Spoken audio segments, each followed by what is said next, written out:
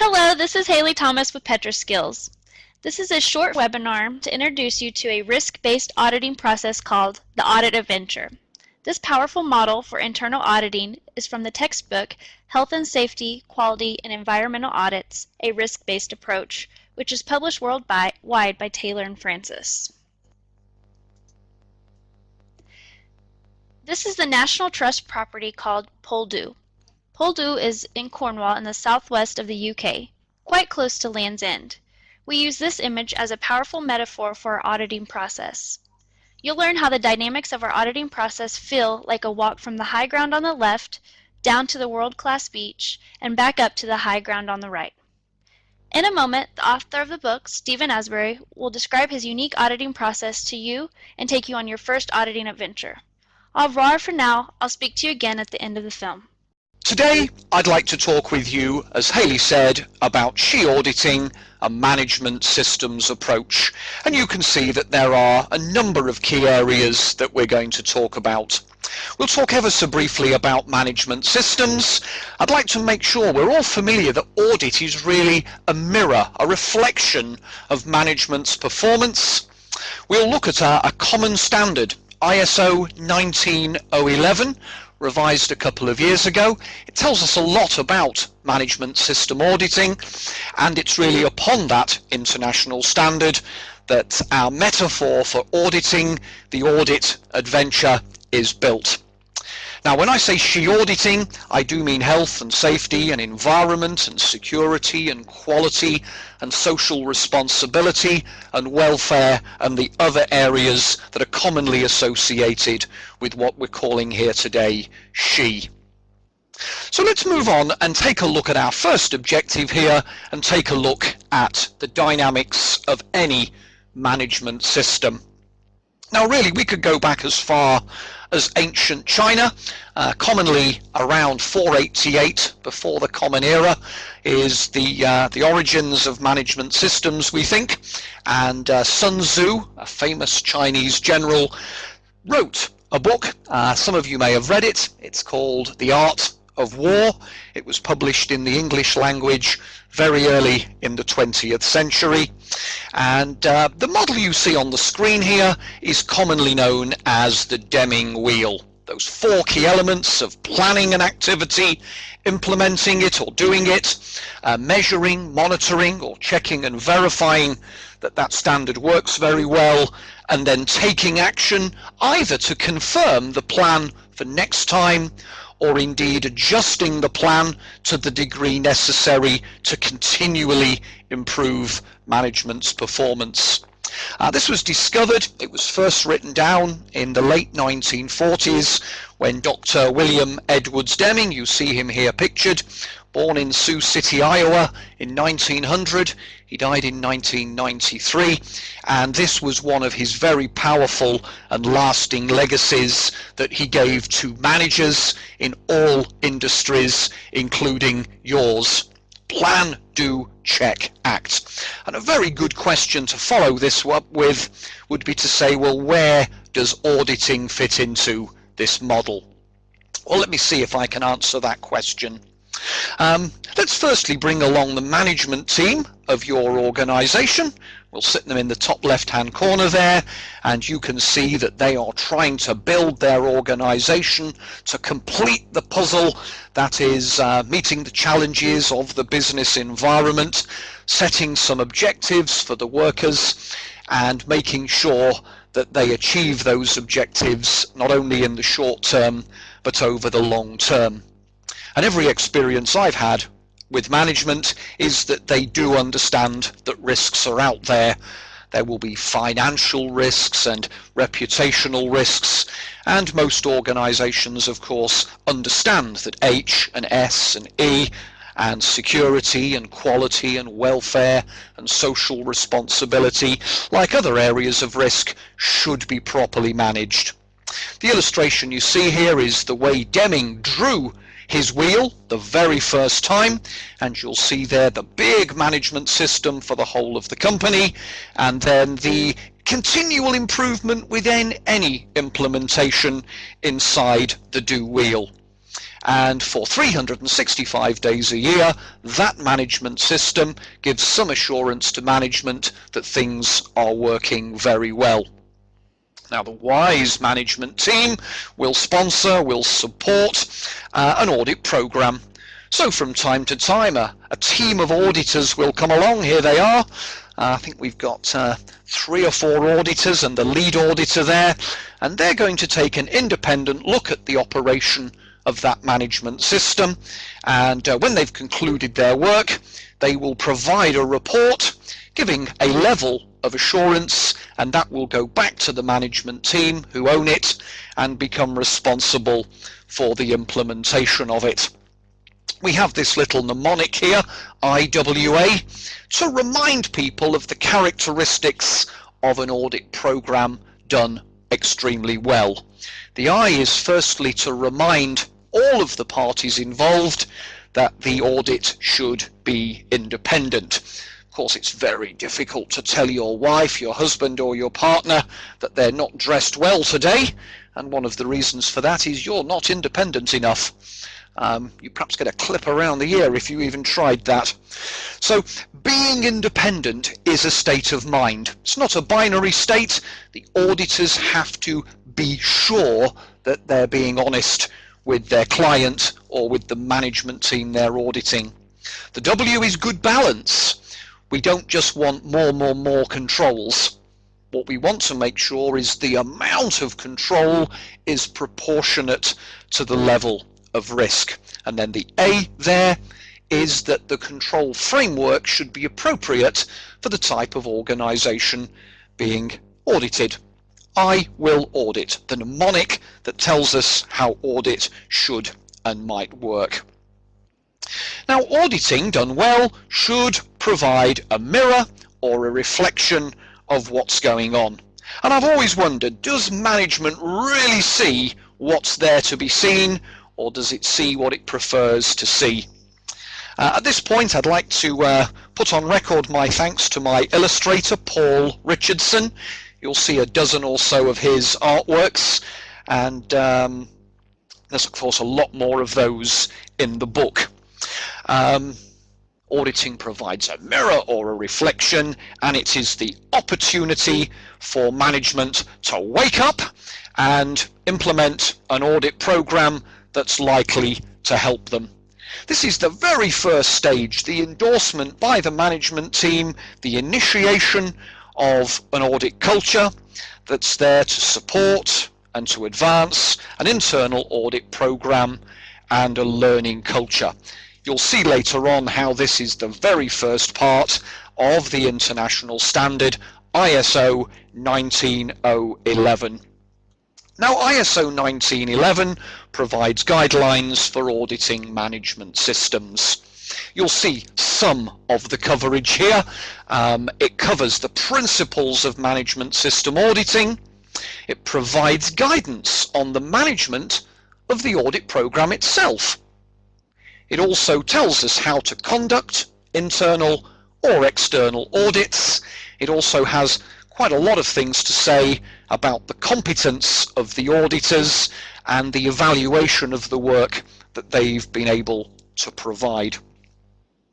Now, ISO 19011 provides a number of key stages that are involved in an audit program and in the conduct of an individual audit. You'll see that they're summarized in the slide here.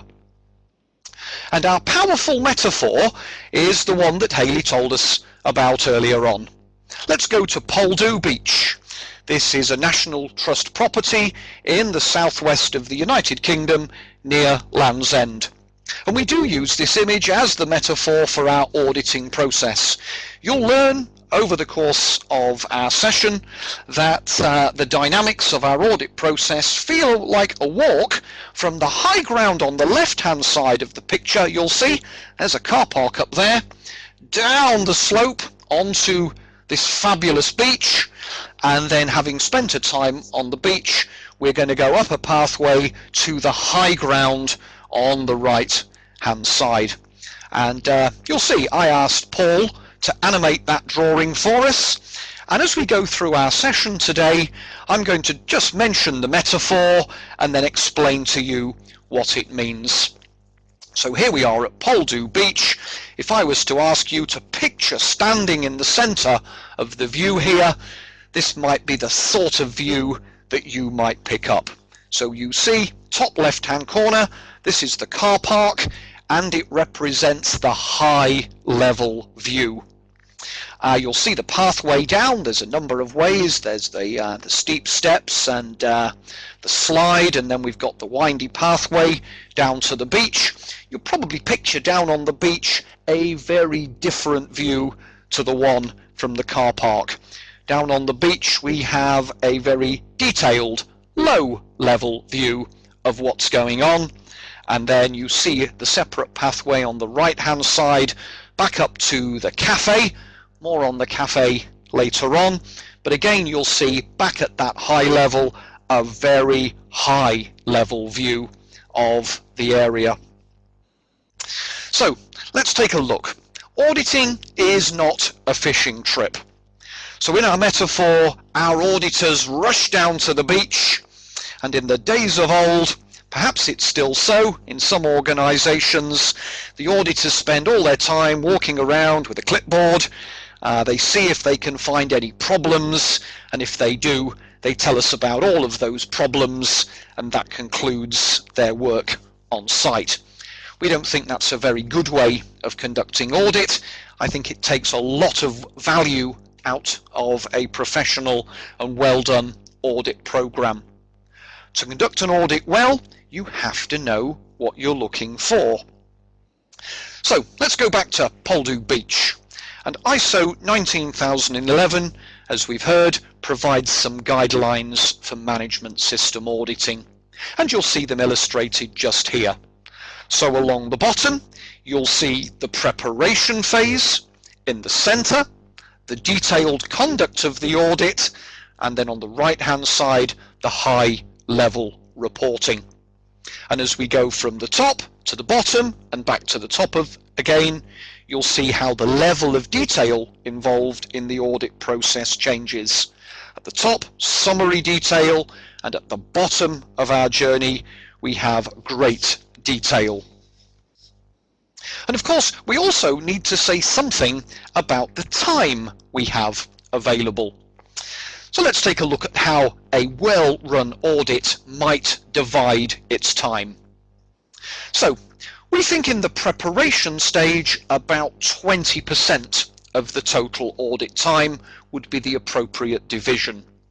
In the conduct phase, or the field work as some people call it, that would be about 60% of the total audit time, and in the final stage of the audit, or the reporting, probably about 20% of the audit time.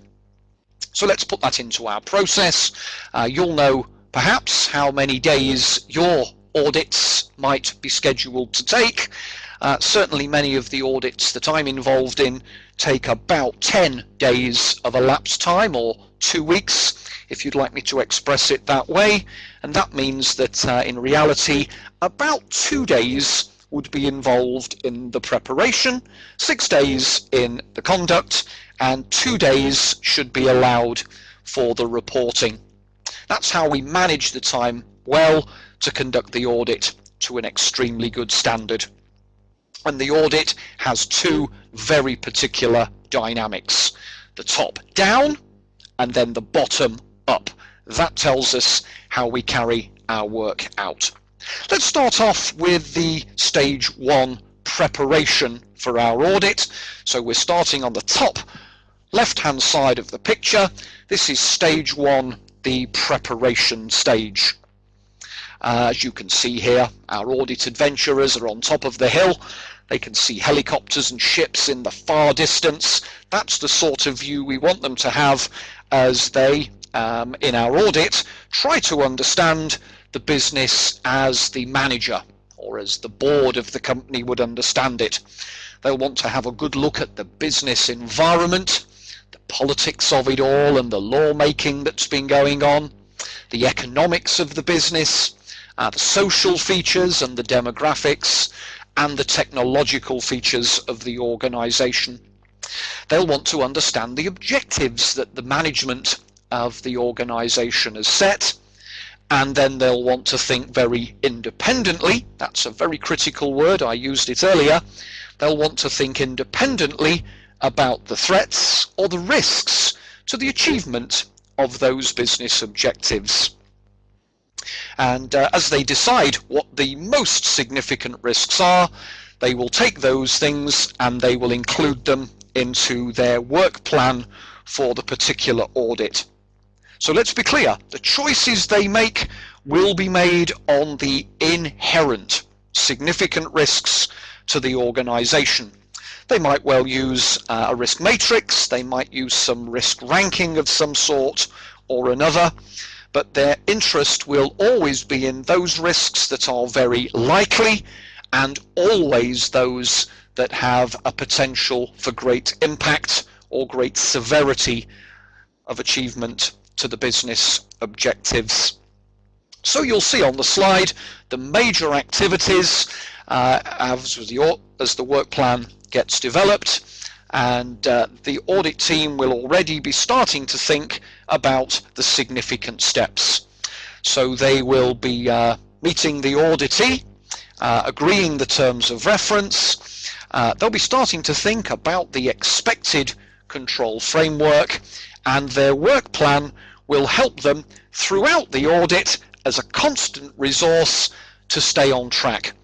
So for an audit interview, the work plan will help them to focus on the 2, 4, 5, 10, 20 key areas of risk that they have selected, and for the whole audit, always they will be led, they will be guided by the areas that they have selected into their work plan.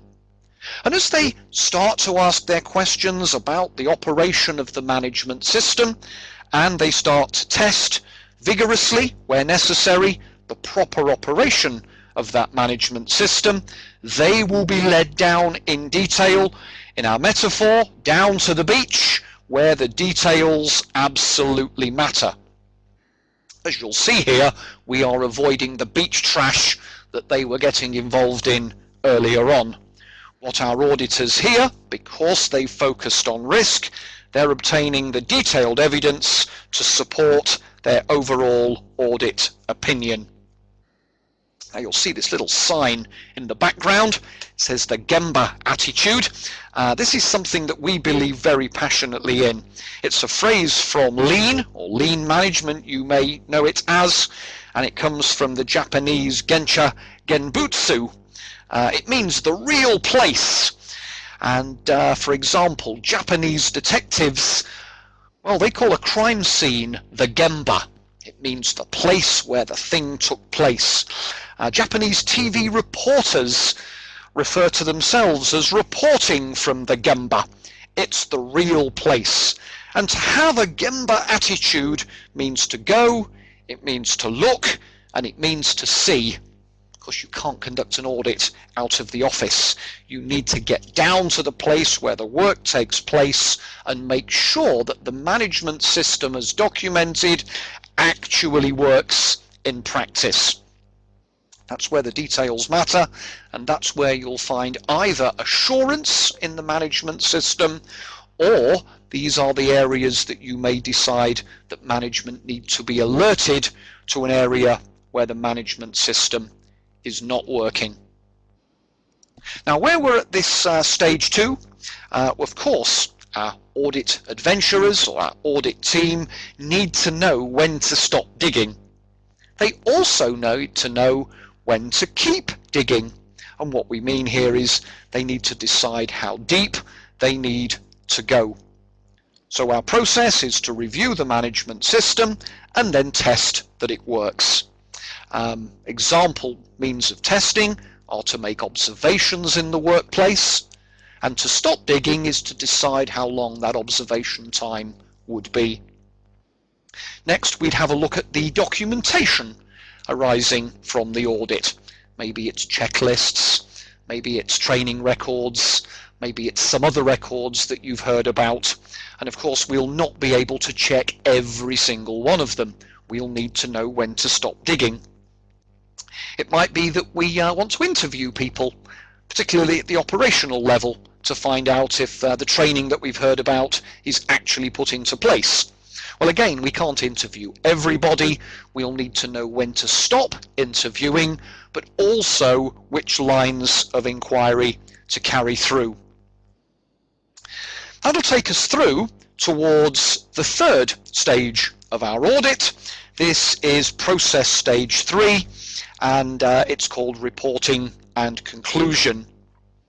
Now you'll see the main stages here. What we're trying to do is bring it all together.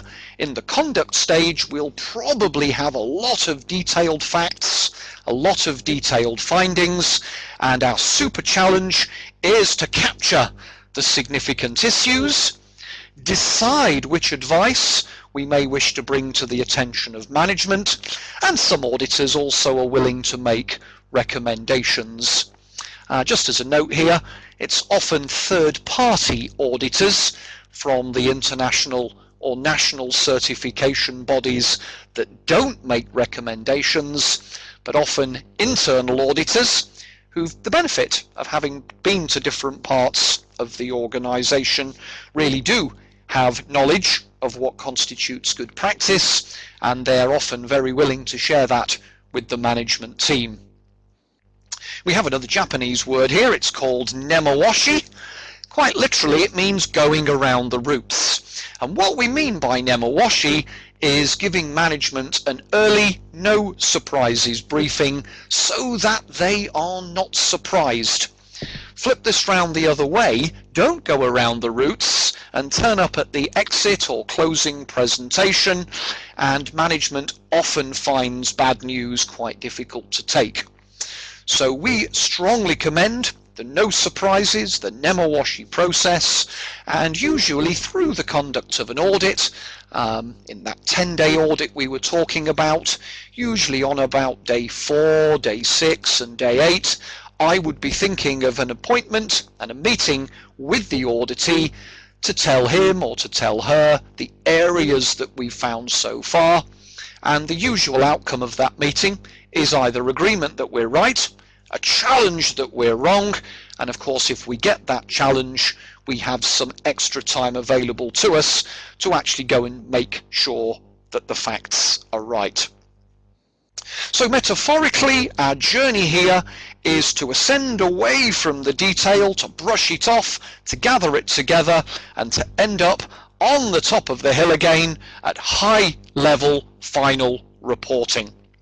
That's the journey. Let's take a look at that end of the journey. The intention here of our audit conclusion is to be extremely high level and future focused.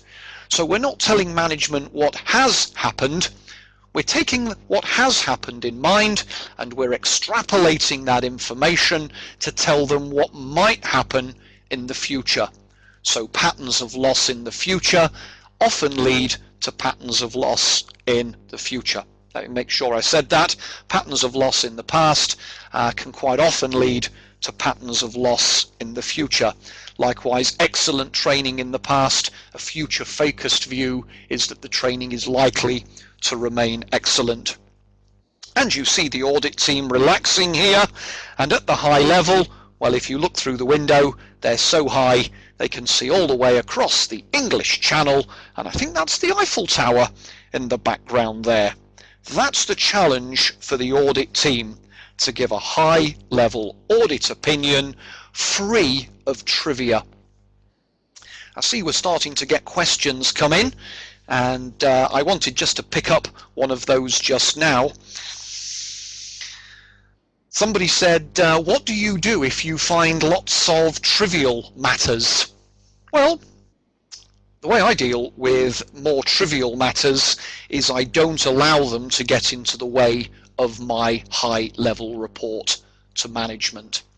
I commonly send an audit memorandum pointing out those other areas, and in my audit report I'd say something like a dozen other more minor matters were identified and a memorandum was sent on, and of course I'd give the date.